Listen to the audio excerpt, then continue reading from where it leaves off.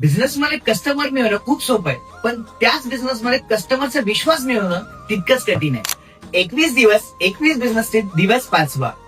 आज मार्केटमध्ये कस्टमर मिळवणं खूप सोपं असतं गाईज, पण त्याच मार्केटमध्ये जर कस्टमर एकदा फसला तर तो पुन्हा परत त्या दुकानात कधीच येत नसतो. आणि फक्त तो एक कस्टमर जात नाही, तर तो जेव्हा मार्केटमध्ये चर्चा करतो तेव्हा तो एक निगेटिव्ह चर्चा त्या ठिकाणी करत असतो. म्हणजे एक गोष्ट लक्षात ठेवा, एका कस्टमरला जर रॉंग सर्व्हिस गेली, चुकीची सर्व्हिस गेली, तर तो फक्त एकटा कधी जात नसतो, तर तो तुमचा कमीत कमी 10 ते 20 जणांचा कस्टमर बेस हा त्या ठिकाणी डिस्ट्रॅक्ट करत असतो. म्हणून बिझनेसमध्ये एक गोष्ट खूप महत्वाची आहे, तो म्हणजे कस्टमरचा विश्वास. आणि हा विश्वास एका दिवसात कधीच तयार होत नाही, तो हळूहळू तयार होतो.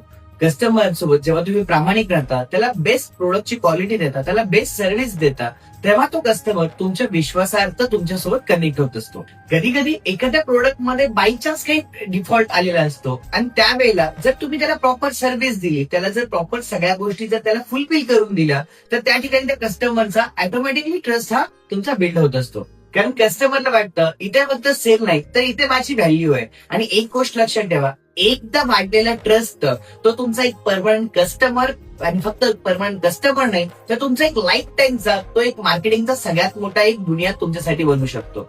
म्हणून बिझनेसमध्ये एक गोष्ट लक्षात ठेवा, शॉर्ट टर्म प्रॉफिट पेक्षा लॉंग टर्म कस्टमरचा ट्रस्ट हा खूप महत्वाचा असतो.